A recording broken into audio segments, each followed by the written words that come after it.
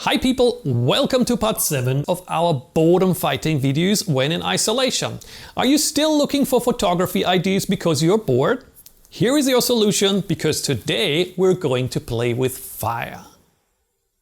What are we going to use for today's video? Well, first of all, a camera. I'm going to use the Sony a5100 today, which is an entry-level camera. Then a smartphone, a box of matches, an old fruit or something you can put the matches in so that they are fixed, a candle. I will use a lighter so that I don't have to light the matches every time, and playing cards and books for leveling the camera. And finally, 1 or 2 chairs. First I will take out a match and stick it into my pear.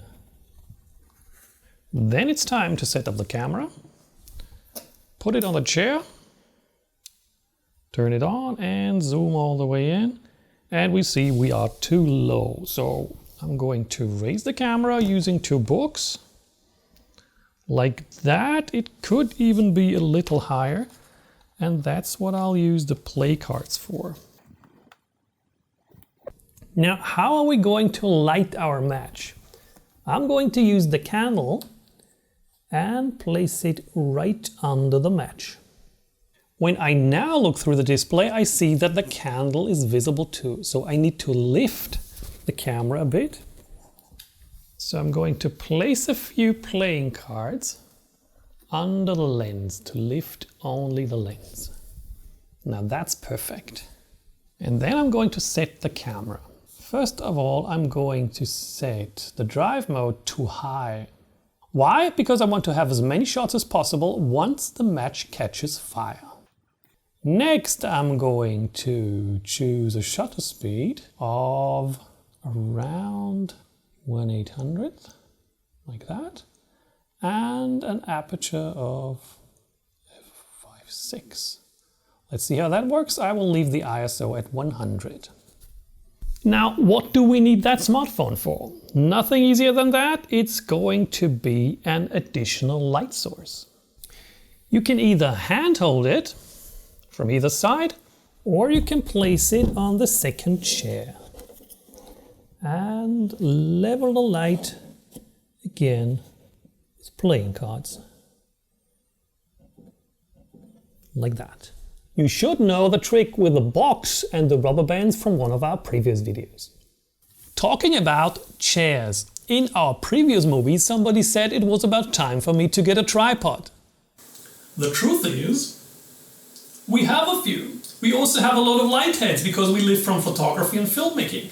But this video series is about creative use of light, and that it doesn't always take professional equipment to create professional results.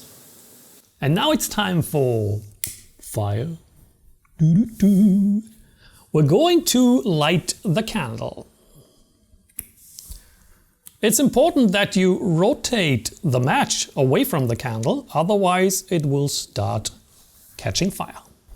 When you're ready, switch off all the lights except for the smartphone, then rotate the match back over the candle. Put your finger on the trigger and wait.